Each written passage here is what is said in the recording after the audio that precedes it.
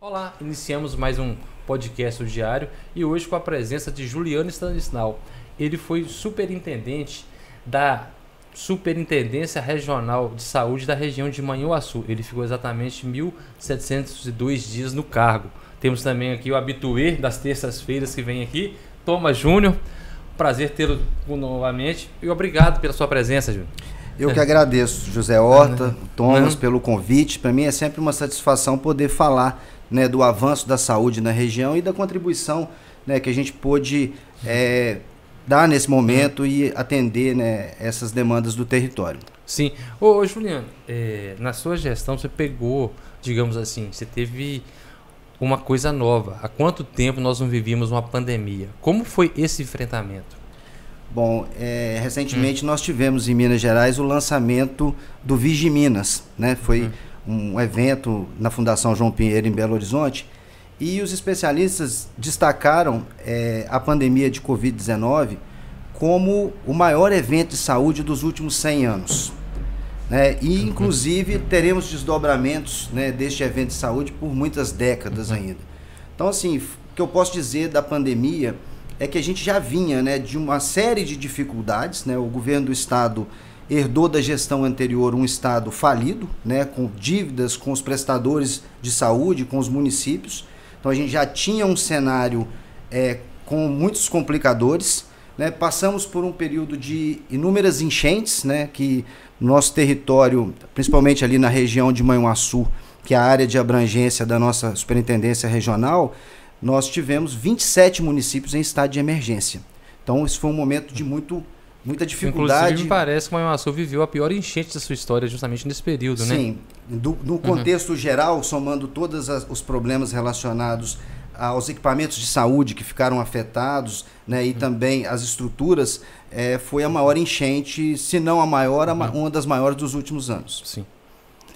E a questão da Covid, como foi esse combate? Porque até então, o início, são muitas informações desencontradas, como no seu cargo aí, o responsável, o superintendente daquela região. Como agir nessa situação? Pois é, eu citei a questão das enchentes, até vinha comentando com o Thomas. No momento das enchentes, nós tivemos que criar uma sala de situação para monitorar, né, as situações de saúde do território e atender todos esses 27 municípios de acordo com a sua necessidade. Problemas de medicamento, deslocamento de pacientes por conta de barreira, uma série de dificuldades. Então a gente já vinha com uma sala de situação funcionando, com a equipe das vigilâncias, da assistência farmacêutica, da regulação hospitalar, e vem a pandemia de Covid-19, né, com uma doença nova, muito pouco conhecida, né, o seu fluxo tanto de evolução do paciente quanto o potencial de contágio da doença, e enfrentamos isso com uma equipe dedicada, comprometida, que enfrentou, né, alguns problemas, porque por ser uma doença nova a gente não tinha na literatura orientações de como proceder. Então nós não tínhamos leitos, nós não tínhamos vacina, né? Então, assim, era um momento desconhecido e tínhamos que receber essa informação, né, da Secretaria de Estado de Saúde e distribuir essa informação para todos os nossos 34 municípios. Sim. Bom, José Horta, muito bom dia a você, muito bom dia, Juliano Stanislau. É uma satisfação imensa ter sua presença aqui hoje no estúdio. Muito bom dia a você de Caratinga, você de Manhuaçu que nos acompanha nesse momento para mais essa entrevista tão importante do Diário Cast. Juliano, nós tivemos aí este início de entrevista falando sobre esse período desafiador, tanto para a equipe de saúde quanto para toda a população, não só em Minas Gerais, mas no mundo inteiro, creio eu. Mas o que se observou ao se falar particularmente de Manhuaçu é que, tanto para a população quanto para a equipe de saúde, foram dois eventos tristes, de grande porte. Uma primeira situação, a enchente desoladora, a pior enchente aí que muitos dizem, a pior enchente do século para Manhuaçu, início de 2020, janeiro de 2020. Logo em seguida, março, abril daquele mesmo ano, aquele agravamento da pandemia, pegando todo mundo de surpresa, como você disse ali, não se havia na literatura da saúde procedimentos, né, para os profissionais. E o que se percebeu no Brasil aquela movimentação das equipes para a logística da vacina, a vacina chegar a tempo em cada cidade e tal, mas em Manhuaçu percebeu-se um certo preparo quanto a isso, uma certa estrutura. Você atribui, de certo modo, que a enchente ela se viu como um ensaio para a equipe estar, digamos, preparado para aquele imprevisto que foi a pandemia? Bom, na verdade, a enchente ela propiciou que nós tivéssemos já uma sala de situação organizada e reunida, né, para enfrentar crise. E a pandemia nada mais do que uma grande crise que chegou logo após a enchente, né? O primeiro desafio era conseguir estrutura para atender os pacientes, né? Nós não tínhamos leitos específicos para atender pacientes COVID, né? E os pacientes agravavam muito rapidamente. E também era uma necessidade não só de Manhuaçu, de Caratinga, dessa nossa região, é uma necessidade do mundo, né? A princípio nós não conseguíamos comprar álcool, sim, máscara, né? Medicamentos, estava tendo uma grande dificuldade em uma série de medicamentos, e as pessoas começam a agravar e necessitar de leitos especializados, leitos de UTI, leitos de suporte ventilatório, né? Então nós também não tínhamos estes leitos no território. Não tínhamos respiradores. Acho que vocês lembram da dificuldade, sim, que foi adquirir respiradores, sim, né? Monitores cardíacos. Enfrentamos uma série de dificuldades também com kits de intubação, né? E além do oxigênio. Mas a questão da abertura dos leitos naquele primeiro momento foi o maior desafio, né? Porque as pessoas agravavam rapidamente, ela evoluía para uma situação pulmonar e dependia de um respirador. Então, esse momento foi um momento de muita dificuldade, porque não bastava ter a vontade de abrir o leito, não bastava ter um leito num hospital. Ele teria que ser adaptado, adequado, teria que ter uma equipe, né, também. E naquele momento, os próprios profissionais desconheciam a evolução da doença. Ô Juliano, e nesse contexto, nesse período de enchente, início de pandemia, muitas cidades ficaram com a estrutura, os postinhos de saúde, as farmácias municipais embaixo d'água. No período da enchente, nós tivemos 27 municípios, como eu disse aqui, em situação de emergência, alguns numa situação muito grave. Eu posso citar aqui exemplo de Espera Feliz, de Matipoque, as suas unidades básicas ficaram todas encobertas, né? Então, medicamentos que foram perdidos nesses postos de saúde e também que já estavam entregues para a população. Sim. Então, foi um momento que a gente rapidamente teve que, em parceria, né, com o governo do estado, com a Secretaria de Estado de Saúde, o nível central, fazer um movimento muito grande para repor isso de forma mais ágil, não só para os postinhos, mas para aquelas pessoas que já haviam retirado e perderam nas enchentes. Isso no momento em que havia o desafio da pandemia. Isso, logo depois veio a pandemia. Na sequência vem a pandemia, né, com todas as questões que ela trouxe. Assim que esses locais estavam se reestruturando, acontece a pandemia. Isso, eu lembro que a gente teve no momento da enchente, um apoio do Ministério da Saúde, que eram os kits calamidades. Eu acho que vocês lembram disso, né? O Ministério da Saúde ele ia encaminhar para os municípios os kits calamidades. Só que exigia uma série de documentos que deveriam ser preenchidos pelo gestor do município. Então o município ele teria que descrever a necessidade dele, o número de desabrigados, de desalojados e o que ele precisava para fazer um documento assinado e carimbado para que pudesse o Ministério da Saúde disponibilizar esse kit de calamidade. E nesse momento a regional ela foi fundamental, porque a gente teve que intervir. Porque eu tinha gestores de saúde, no caso, vou lembrar aqui, Espera Feliz, que foi um dos que me chamou mais a atenção, que a secretária de saúde estava em cima de uma laje, ilhada, todos os computadores debaixo d'água e nenhum veículo também, todo o sistema de saúde embaixo d'água. Então a regional chamou para si a responsabilidade, e nós preenchemos toda essa documentação, recebemos na regional e fizemos essa distribuição para os municípios como forma de fazer com que isso chegasse dentro da forma legal exigida pelo Ministério, mas que não comprometesse aquele município que tivesse dificuldade de acessar ao sistema e de fazer esse documento. Sim, Juliano, e voltando à questão da Covid, até a gente percebe em Minas que o sistema de saúde priorizou, como se diz, a ciência em primeiro lugar. Você teve muita resistência por exemplo, de comércio, vamos ter que fechar. Houve muita resistência até quando não tivesse uma situação mais clara a respeito da vacina, quando teria? Com certeza. A restrição, ela é difícil para todo mundo, né? Você falar que você não pode fazer uma coisa, aí que fica mais difícil ainda, né? Mas ela aconteceu num momento no qual a gente não tinha como atender a necessidade da população, né? Então, sempre a gente conjuminava a taxa de infecção do vírus, né? A taxa de positividade do vírus, com a taxa de ocupação hospitalar, que era um indicador extremamente importante, porque se eu estou com 100% de ocupação e estou com uma alta taxa de transmissão, a gente vai ter problema. As pessoas não vão ter acesso a um leito que vai atender a necessidade dele. Então, a gente teve o Minas Consciente, né, uma política muito bem trabalhada pelo Estado de Minas, que classificava os municípios em ondas, né, verde, amarela, vermelha, e com base nesses estudos, apontava-se para determinadas regiões que precisavam tomar uma postura um pouco mais restritiva diante da situação que nós tínhamos de não ter capacidade assistencial para todos. Então, realmente, a gente teve, sim, essa resistência, né? Que é normal, a gente compreende, as pessoas precisam trabalhar, precisam, né, de manter a renda, mas tudo tem um equilíbrio que a gente tem que buscar nesse momento. Sim. Juliano, em relação ao seu trabalho de gestão e da sua equipe durante a sua atuação na Superintendência Regional de Saúde, um diferencial foi a logística que vocês tiveram para a condução dos testes para o Covid, né? Houve ali um acordo com os municípios, e esse acordo ele foi muito positivo em termos de economia para os cofres públicos. Com certeza, Thomas.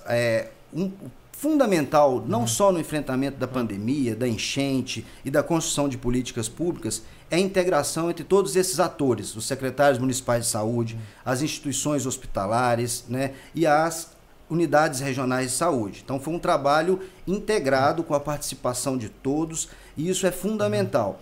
Com relação aos testes, né, de RT-PCR, que aquele primeiro momento nós só tínhamos a Fundação Ezequiel Dias executando esses testes. E a orientação era que cada município era responsável por sua amostra.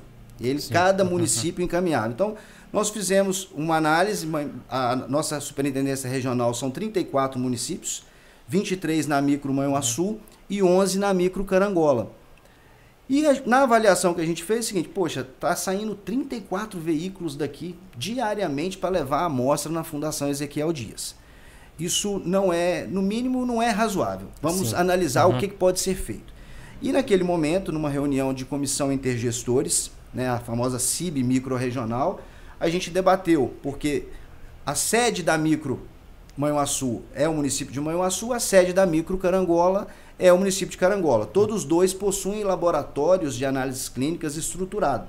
Então, negociamos com os gestores desses dois municípios para que eles recebessem essas amostras dos municípios vizinhos, os municípios que fazem parte da sua micro, e que a gente pudesse conduzir essa amostra para o laboratório, para a Fundação Ezequiel Dias, em apenas um veículo. Isso ia minimizar muito o custo, né, operacional de toda essa estrutura. E a questão da praticidade também, bem mais prático, né? A questão da praticidade e uma questão muito importante, que é a fase pré-analítica. A gente debate muito isso nos laboratórios, que é o registro, que é o acondicionamento adequado, que é receber isso de uma forma padronizada. Então, isso melhora a qualidade da amostra, agiliza o resultado, né? A gente perde menos amostras e gera uma economia considerável. Nós fizemos a conta, em 2 anos, a gente fez uma economia, né, com essa logística de aproximadamente 10 milhões de reais. Sim, porque de 34 veículos passa para um. E um outro detalhe importante que é o seguinte, era um momento de alto contágio. Sim. Então a gente estava expondo 34 profissionais, 34 motoristas, né, circulando, né, e podendo trazer essa carga viral para o município. E além disso, esses veículos ficaram disponíveis para atender outras demandas de saúde, que seja levar um paciente para uma consulta, que seja uma outra ação de saúde no município. Sim. Falamos muito, né? Claro, o assunto da enchente, depois a questão da pandemia. Mas fora isso, quais são as principais demandas que a superintendência lá tem no quesito de saúde? Bom, a Superintendência Regional de Saúde, ela faz a gestão regional da saúde. Então a gente debate desde a estrutura da atenção primária, das vigilâncias, as políticas públicas no território, né, as pactuações e toda essa estrutura organizacional para atender a população. Então ela é um braço do Estado no território, né? Nós temos 28 unidades regionais no estado de Minas para atender os nossos 853 municípios. Então, toda essa organização, essa aproximação com as instituições hospitalares, com os prestadores de saúde e com os gestores de saúde do território. Sim. Juliano, falando sobre estruturação em saúde, semana passada um momento importante quando o governo de Minas, né, a presença do governador na cidade, a inauguração de um ponto, né, de uma base do SAMU e a entrega de ambulâncias que vão atender a região. O governador falava na ocasião que o SAMU ele é mais do que as ambulâncias. Como é que seria o funcionamento do SAMU? Como é que vai ser? O que vai ficar? O que vai representar essa estrutura no atendimento à saúde para a população de Manhuaçu e região a partir de agora, a instalação do SAMU? Bom, o governador tem razão, né? Ele é muito mais do que uma ambulância, tá? Ele é um componente da rede de urgência e emergência que foi, né, está sendo implantada, já foi pactuada junto aos gestores de saúde, nessas comissões intergestores, foi pactuado com os prestadores hospitalares. Então, é um plano de ação regional para atender as ações, né, de urgência e emergência, mas de forma estruturada, né? O SAMU, ele, além de ser a ambulância, ele também é uma central de regulação de urgência e emergência. Então, a pessoa, quando ela liga no 192, né, o usuário, solicitando um atendimento, ela vai ter o atendimento de um médico que vai estar do outro lado da linha e que vai dar o direcionamento adequado para aquele paciente de acordo com a necessidade dele, né? Então, assim, nós trabalhamos, e aí, se você me permite, eu queria destacar o Valora Minas. O Valora Minas é a nova política hospitalar do estado de Minas Gerais. É considerada, né, hoje a maior política pública do estado de Minas Gerais. Foi mais de R$1 bilhão que o governo do estado investiu no Valora Minas.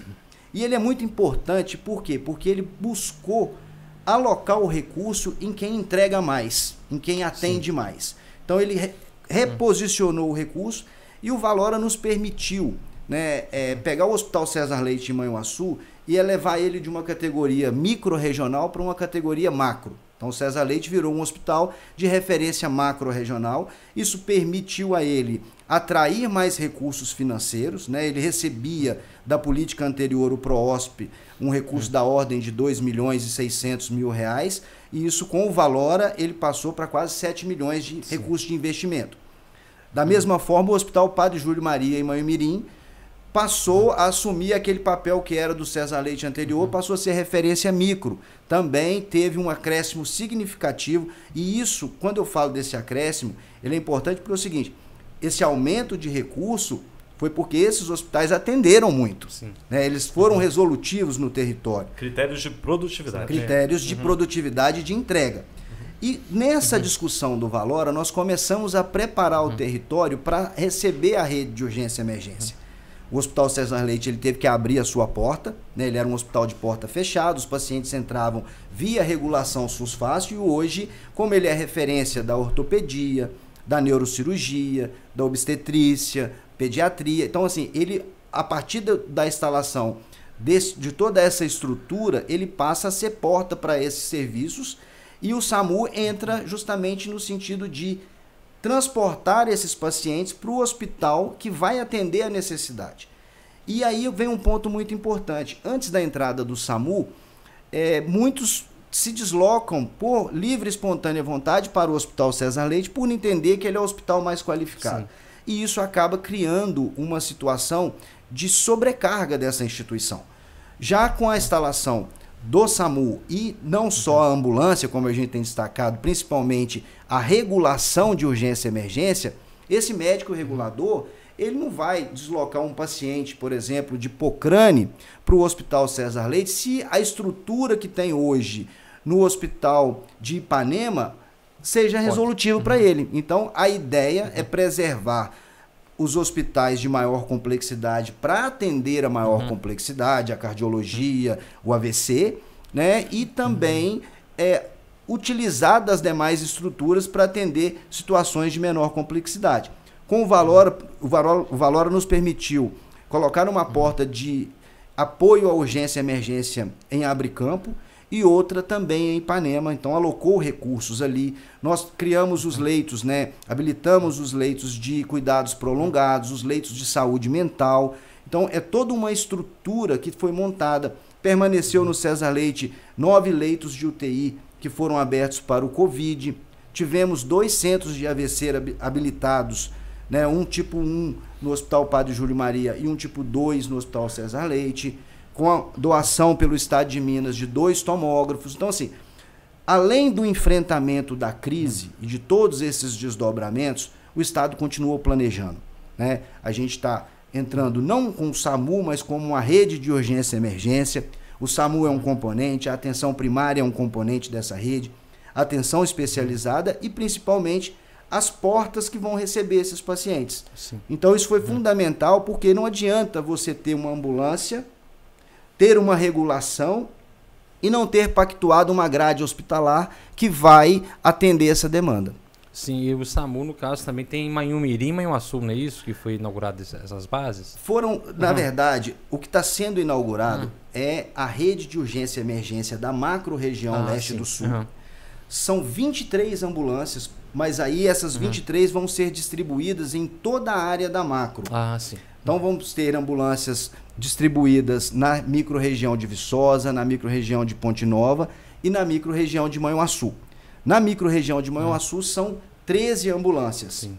Manhuaçu fica com 2 bases, né? Vai ser uma base anexa ao Corpo de Bombeiros na cidade, né? Na área urbana ali do Paço Municipal, e outra base em Realeza, que vai atender ali também essa estrutura das rodovias. Sim. É uma questão de acidente. Isso. Né? E além disso, nós teremos mais 8 bases distribuídas estrategicamente no território. Teremos base em Matipó, em Abricampo, São João do Manhuaçu, Manhumirim, você acabou de citar, foi inaugurada em Manhumirim. Sim. E vamos ter também em Lajinha, Mutum, Ipanema, Santana do Manhuaçu, compondo né, essa região para atender todos os 23 municípios da micro Manhuaçu. Correto. Esse arranjo logístico dos hospitais da região, como você mencionava, Juliano, eles auxiliam até mesmo a desocupar vagas em hospitais de alta complexidade. Com certeza. Quando se tem um serviço de urgência e emergência, o que se busca em um hospital não é um leito, você busca assistência. Então, um paciente que sofreu, por exemplo, um infarto, ele precisa de ir para um hospital que tenha condição de atendê-lo e que tenha um cardiologista. Então, neste momento, a central de regulação, quando receber essa ligação, ela vai endereçar esse paciente para o hospital de referência da cardiologia, que no caso é o Hospital César Leite. Sim. Então ele vai ser para lá, ele não vai buscar um leito, mas ele vai buscar uma assistência. Uma vez estabilizado, esse paciente ele vai ter que, por exemplo, fazer uma cirurgia. E aí, esse período que ele vai aguardar a liberação desse leito, essa estrutura, porque aí ele já não é mais um paciente de urgência e emergência. Ele é um paciente que está aguardando uma cirurgia. Né? Nesse caso, ele pode sim ser transferido para uma outra instituição para que você desobstrua a estrutura dos casos mais complexos, né? Para que esse hospital possa continuar dando assistência nessas maiores gravidades. Juliano, ou seja, só fazendo um adendo aqui, nesse exemplo do paciente que está ali sob suspeita de infarto, ele precisa daquela assistência imediata ali para se preservar a sua vida, vamos dizer assim, né? Ele recebeu aquela primeira medicação, está fora da situação de risco, mas precisa continuar em observação, então ele pode, a partir desse momento, ele pode desocupar daquele hospital e ir para um outro local, que às vezes é até mais próximo da sua casa, para que outro paciente com situação de risco também seja atendido. Seria mais ou menos nesse contexto? Justamente. A ideia é essa, porque como você tem um hospital que ele está atendendo algumas linhas de cuidado, igual eu citei aqui o caso do César Leite, tanto a questão do AVC, do politraumatizado,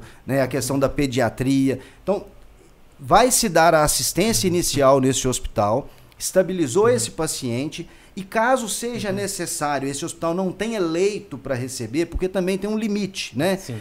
Esse paciente ele pode ser endereçado para qualquer outro hospital da rede, de preferência aqueles onde a gente já habilitou os leitos de cuidados prolongados, os leitos de retaguarda. Sim. Ô Juliano, agora vamos falar de uma situação aqui que envolve custos. Eu vejo, às vezes, alguns provedores falando, porque o SUS, o pagamento... E da mesma forma que eu já vi o Hospital César Leite comemorando tantos mil atendimentos pelo SUS. Qual que é a questão do SUS que provoca dúvidas por alegando que não é muito compensatório atender pelo SUS, e o César Leite comemora tantos porque o SUS lá é um sucesso. Inclusive o hospital está fazendo ampliação, né, coisa que a gente não vê mais assim em outros hospitais. É uma queixa muito grande que a gente observa das instituições hospitalares é a questão da tabela SUS. Sempre se fala que a tabela SUS ela é defasada, a gente tem uma série de problemas. Mas uma instituição filantrópica, muitas das vezes, ela não sobrevive sem o SUS. Até porque, enquanto filantropia, enquanto um estabelecimento que atende o SUS, ele tem uma série de isenções. Isenções de impostos, e ele tem recursos de incentivo, como eu acabei de citar, o Valora Minas praticamente triplicou, em alguns casos quadriplicou recursos de incentivo, né? Então, esses recursos eles permitem que o hospital monte uma estrutura, e aí eu estou falando aqui nesse primeiro momento de recurso de incentivo, mas todo o atendimento que ele vai realizar depois, ele vai ser compensado via a IH, via outros procedimentos, cirurgias eletivas. Então o SUS ele é fundamental para boa parte das instituições hospitalares. A gente não consegue, pelo menos eu não consigo ver no interior um hospital que consiga ser exclusivo privado. É muito difícil. Muito difícil. Precisa do SUS para dar dar essa sustentabilidade. E vai também a questão da população. Costuma ter as pessoas mais carentes, né, que não teria nem condição de arcar com o atendimento privado. Com certeza, o SUS no Brasil é o maior programa de saúde pública do mundo. Né? É um programa que dá tudo para todo mundo. Sim. E a gente vê que a gente tem dificuldades. A rede de urgência e emergência, uma abertura de uma porta de um hospital, a implantação de uma nova política, ela traz algumas dificuldades, até essa adaptação, né, criar essas condições e o próprio entendimento da população de qual porta buscar, de que estrutura de saúde buscar. Porque quando a gente fala da rede de urgência e emergência, nós estamos falando da atenção primária, da atenção especializada, das vigilâncias. Nós estamos falando até do próprio corpo de bombeiro, que ele faz parte desse processo, né? Porque numa situação de salvamento, numa batida que precisa de desencarcerar uma pessoa, incêndio, então essas equipes vão trabalhar em conjunto, né? Porque o SAMU vai dar esse suporte assistencial, suporte clínico, enquanto o corpo de bombeiros vai vocacionar suas ações para aquelas situações de resgate, principalmente de incêndio. Sim. Juliano, uma transformação importante, uma alteração que vocês realizaram na Superintendência Regional de Saúde, a questão do remanejamento, da logística dos soros. Soros para atendimento a quem foi picado por cobras, escorpiões, aranhas. Qual foi essa transformação e por que ela foi tão importante? Bom, até 2019, esse soro estava centralizado na Unidade Regional de Saúde. Há uns tempos atrás, a gente tinha um quantitativo maior de soros, então quase todos os municípios tinham soro. Mas era um problema também para a gente monitorar isso, o soro vencia, a gente não tinha um controle disso. Então, passamos por um período de dificuldade e esses soros foram centralizados na regional. Quando chega 2019, a gente estava enfrentando uma série de problemas no sentido de que a regional ela funciona em horário administrativo. Então ela funciona de 8 às 18. E nos finais de semana, feriado, a gente tinha que abrir fora de hora. Muitas das vezes, às vezes até acontecia a situação de um porteiro estar entregando um soro e a gente não corroborou com esses tipos de atitude. Até então, a questão do manuseio, é um medicamento, né? É um medicamento especializado, né? E ele é específico para cada tipo de animal peçonhento. E isso era um transtorno, porque o cidadão era picado por uma serpente na lavoura de café, num sábado de manhã, a regional estava fechada até... Numa cidade distante, por exemplo. Numa cidade distante. Ipanema, Lajinha. Isso, Ipanema, Lajinha, Abricampo, Mutum, todas essas áreas, a gente tinha essas demandas. Então, tinha que se deslocar um veículo para a regional, fazer contato com um técnico para ir lá entregar. Então, assim, a nossa... A regional é Manhumirim, nesse período. Manhumirim. A nossa lógica naquele momento era o quê? Esse medicamento, ele tem que estar numa porta de urgência. Sim. E aí fizemos esse debate com os gestores. Todo mundo queria ter o soro no seu município, mas, mais uma vez, prevaleceu o entendimento coletivo de que isso deveria ser distribuído de forma que atendesse a todos da melhor forma. E ali a gente estabeleceu bases de soroterapia e de distribuição de soro. Então, hoje nós temos, por exemplo, uma base em Carangola, que atende a micro-região de Carangola. Então, por exemplo, ali você tem Divino, que é do lado. Divino tem estrutura para administrar o soro. Né? Então, ele pode ou encaminhar, dependendo da gravidade desse paciente, esse paciente vai via SAMU para a Casa de Caridade de Carangola e recebe esse soro lá, ou, dependendo da situação, o município busca esse soro e aplica ele no próprio município de Divino. Mas aí a gente teve na Micro Carangola para atender essa demanda ali. Manhuaçu atende uma série de municípios ali do entorno de Manhuaçu e Ipanema também distribuindo para os municípios lá da região de Ipanema. Recentemente nós abrimos uma exceção para o município de Pocrane, porque Pocrane tem tido vários acidentes com escorpião. E aí, geralmente, crianças e tudo. Então a gente também alocou soro anti-escorpiônico no município de Pocrane. Isso é muito importante porque tem uma série de fatores relacionados a essa situação. Primeiro, a gente regularizou um problema de irregularidade no funcionamento da distribuição do soro, porque às vezes era entregue por um porteiro e ele não está qualificado para isso. O segundo ponto, com relação a isso, que a gente conseguiu diminuir o tempo-resposta do acidente para a administração desse medicamento de 6 horas para 1 hora. Quando você diminui isso, você evita sequelas, você evita amputação de um membro, você evita o agravamento desse paciente e até mesmo o óbito. E o terceiro fator é a ocupação hospitalar. Se você atende ele mais rápido, ele não vai ficar muito tempo no hospital gerando um custo excessivo e ocupando uma vaga que poderia atender um paciente às vezes mais grave.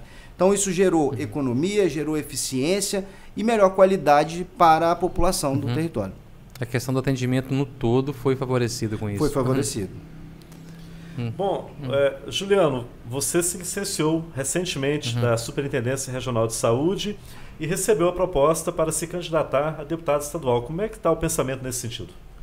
Bom, Thomas, eu já sou filiado no Partido Novo desde 2018, né, e tenho acompanhado o partido, os princípios, as ideologias do Partido Novo, e recentemente eu fui orientado a participar do processo seletivo. O Novo é o único partido político que nós temos no país que faz processo seletivo para selecionar seus candidatos. Né? Também é o único que não faz uso de fundo público de campanha. Né? E eu fiz o processo seletivo, né? Fui aprovado nesse processo seletivo, não anunciei ainda pré-campanha, mas provavelmente a partir da semana que vem eu devo anunciar, né, que serei, né, um pré-candidato ao Legislativo Estadual, né, isso após ter conversas com o governador, após ter conversas também com a direção do partido. O que te levou, se você quiser falar, não é só a tomar essa, como dizer, essa pré-decisão, né? O que te levou, né, a pensar em entrar na política? Bom, o que acontece? Eu sou um servidor de carreira, um servidor efetivo, né?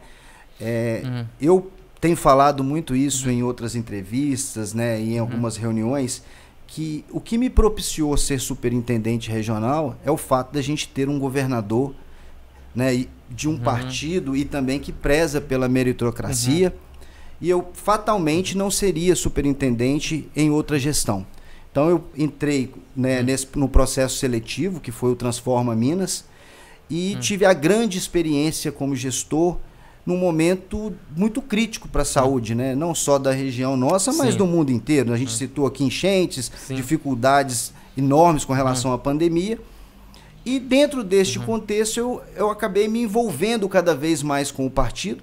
É um partido que prega muito que nós precisamos sair da indignação para a ação. Sim. Né? Então a gente acha que nossa região precisa de maior representatividade, precisamos ter uma maior ligação com o governo do estado. Eu tenho um chefe, né? Tinha um chefe, meu subsecretário de gestão regional, ele sempre falava para a gente que a gente estava transferindo a pobreza do norte de Minas para a leste do sul. Sim. E a gente vê que hoje nós estamos implantando a rede de urgência e emergência da leste do sul, somos a penúltima região do estado a estar implantando esse serviço. E eu entendo que a região de Manhuaçu, a nossa região do entorno ali do município de Manhuaçu, é uma região carente de representação regional, né? As pessoas sempre votando em pessoas de fora, e eu acho que é uma boa oportunidade de tentar mudar essa forma de fazer política. Eu vejo que o governador enfrentou inúmeras dificuldades na Assembleia Legislativa. Precisamos de aprovar reformas importantes para o Estado, né? A gente tem aí a Lei de Responsabilidade Fiscal, né? O regime de responsabilidade fiscal, que recentemente agora o STF autorizou até o governo a dar sequência mesmo sem aprovação da Assembleia, porque não foi apreciado pela Assembleia, né? Então, essas coisas que me moveram, e também ver um gestor, né, igual o nosso governador, tratando a coisa pública com mais responsabilidade, com seriedade e mudando a vida dos mineiros. Sim. Juliano, nesse contexto, desde o início da entrevista, estamos falando aqui sobre eficiência na gestão, sobre logística, redução de custos. Aparentemente, dentro do que foi dito aí, são ideias que combinam com a ideologia do partido, do Novo, que você mencionava que o partido ele se posicionou contrário ao fundo público de campanha, que é uma situação que causa indignação à população diante das demandas que temos no país. É um pensamento que combina o pensamento do partido com o pensamento do Juliano, gestor? Com certeza. O fundo público, né, de campanha e também o fundo partidário, se for somar esses dois, passam dos 5 bilhões de reais. Então é um recurso considerável no momento que a gente precisa de adequar uma série de situações. A gente deu um exemplo, né, das questões, vamos pegar aí as nossas rodovias. O fundo público de campanha, né, esses 5 bilhões, ele daria para recuperar toda a malha viária do estado de Minas Gerais. Verdade. Né, ele poderia zerar a fila de cirurgia eletivas no país. E nós estamos gastando isso... É muita coisa, né, É muita coisa. Então, a gente, assim como o partido, e o Partido Novo, ele é um partido que tem essa ligação com os seus filiados e com os seus mandatários, com os pré-candidatos. A gente, para ser um candidato no Partido Novo, além do processo seletivo, o candidato ele tem que ser ficha limpa, ele tem que apresentar uma série de certidões negativas da Polícia Civil, Polícia Federal, Tribunal Regional, primeira instância, segunda instância. E outro detalhe, ele tem que assumir alguns compromissos de não usar auxílio moradia, auxílio paletó, assina um termo de compromisso de utilizar apenas 50% da verba de gabinete. Então é um partido que dá exemplo, assim como o nosso governador dá exemplo.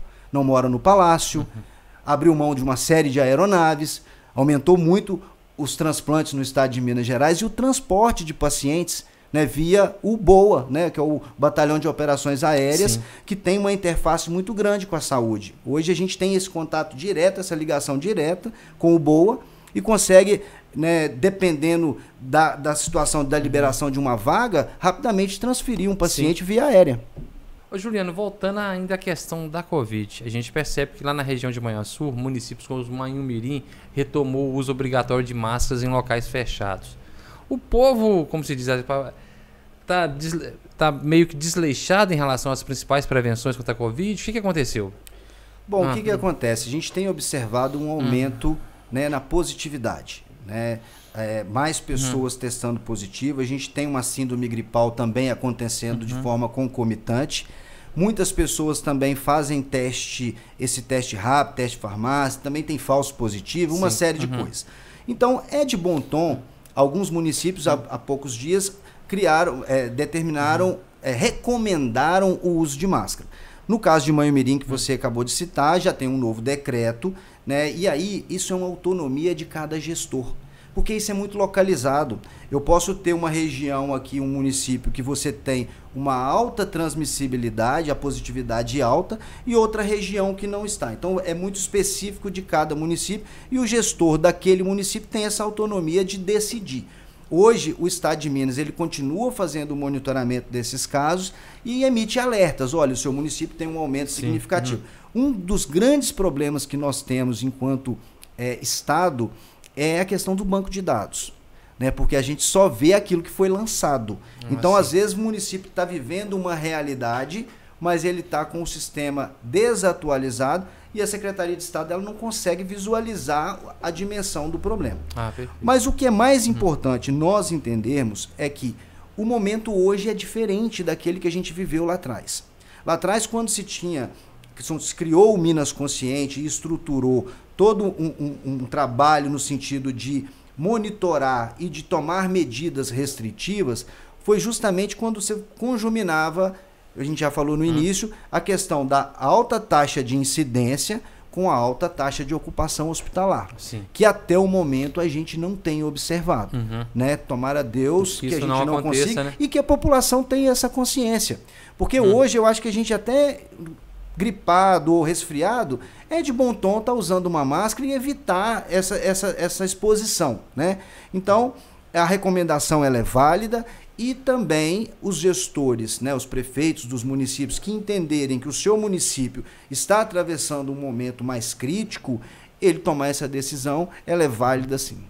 Perfeito. Okay. Vamos encerrar Juliano, por aqui, eu quero agradecer a sua presença, agradecer também, José Horta, a alegria do reencontro. Sempre às ordens. Grande amigo, jornalista José Horta. Sempre às ordens. E qual o seu recado aí pro pessoal, não só de Manhumirim, mas todo mundo aqui, Manhuaçu, daquela região, o pessoal que nos acompanha?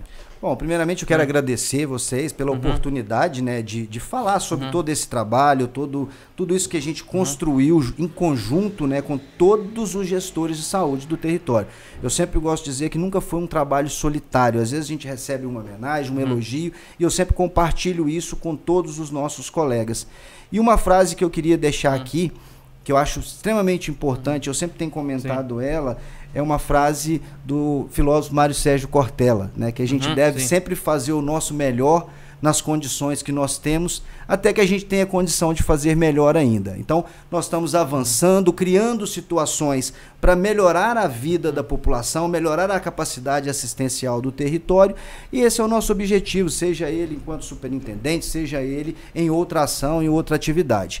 Então, eu quero também mandar um abraço, né, para todos os ouvintes, para todos que estão acompanhando aí o Diário Cast, né, tanto da população aqui da região de Caratinga e também de Manhuaçu. Um forte abraço. Perfeito, muito obrigado, Juliano. E você que está acompanhando aí, vai lá, dê seu like, inscreva no nosso canal. Muito obrigado.